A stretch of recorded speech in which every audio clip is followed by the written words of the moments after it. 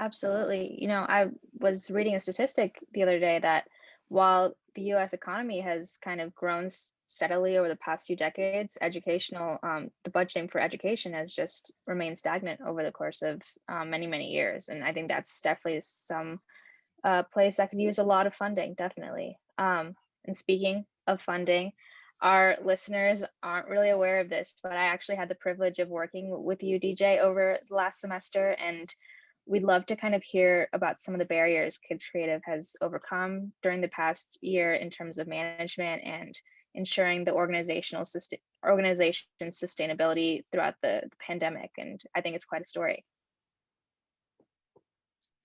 Yeah, that's another great question. And one of the reasons why the board at Kids Creative hired me was to come in and really grind down when it comes to the financial sustainability of the organization.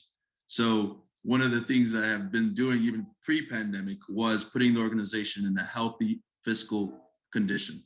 So the pandemic really hit us pretty hard because small organizations like ourselves don't have the full endowment of large organizations to be able to sustain themselves when revenue sources have been drained or cut. So a lot of things that we had to do, and thanks to EmpowerED, supported us on fundraising.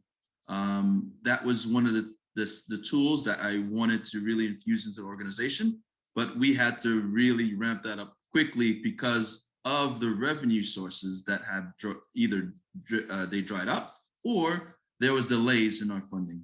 So one of the things that we wanted to do is really involve ourselves in how do we diversify our portfolio, and how do we do it currently, and how do we also project that for the future. So though we really went through some tough times, we were able to change some of our fiscal directions and able to open up our organization again to provide service to our community. But there's a lot for us to do when it comes to fiscal sustainability. And as an executive at this nonprofit, when the pandemic hit, what was sort of running through your mind, and how did you react to the news? It was very tough. The first thing that came to my mind is how are we going to continue serving our students and our school communities? The parents rely on us so much to support the students in the daycare, the after-school daycare system. So for them to go to work, for them to create their own sustainability. So that was very tough.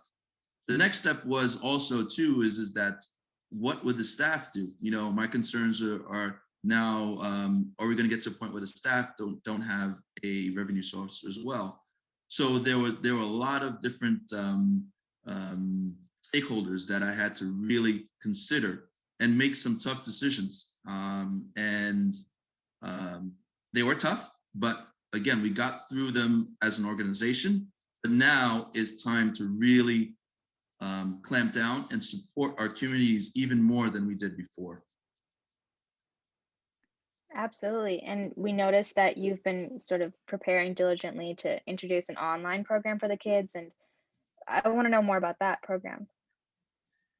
Yeah, when the pandemic hit, we started providing some virtual programming for our high school students.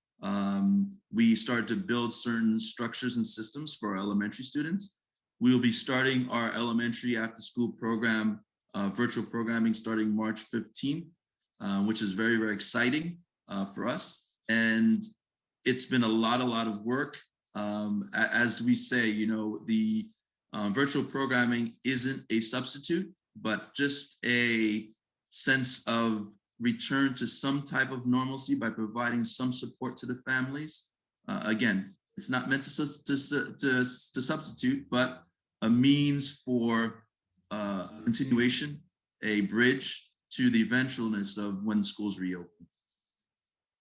Right. I didn't really think about, how you might want to consider it rather than doing a whole pivot or a whole, thinking very long term. Sometimes you just need to have something sustainable in the short term before you kind of transition back into normal. And so many nonprofit organizations like yours have had to consider, drastic measures and changes over the past year in order to mitigate risks or ensure sustainability, whether it be from funding or COVID-related issues. Now, if you could tell those organizations one piece of advice, what would it be? The key thing is diversifying your revenue portfolio. For us organizations, for the most part, most of the nonprofit organizations that work in youth development are mainly reliant on government funding when it comes to the city, the state, or federal, and of course, fundraising. But for our organization, when I took over at Kids Creative, we were mainly reliant on state funding. And so what would happen is that once the state funding became a problem and it was delayed, we were in some really tough times because that was our main funding source. We do have some small city funding, and we do raise a small amount of revenue when it comes to fundraising. But one of the key things that I wanted to do taking over Kids Creative was to diversify the portfolio. But again, the pandemic came quicker than the pandemic came. It wasn't anticipated.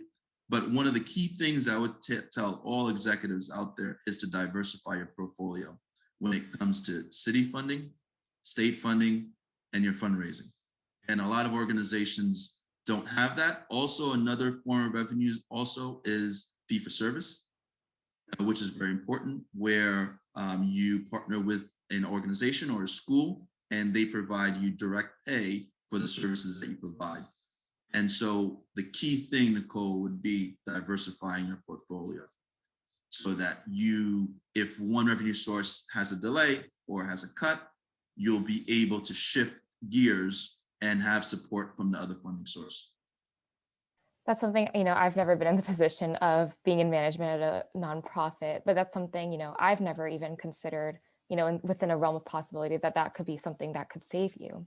But we want to thank you, DJ, for taking the time out of your day to speak with us and share your insights as a nonprofit executive to the EmpowerED community. And to our audience, thank you for watching this episode. If you want to learn more about DJ and his mission, feel free to check out Kids Creative at their website at kidscreative.org. Bye, everybody.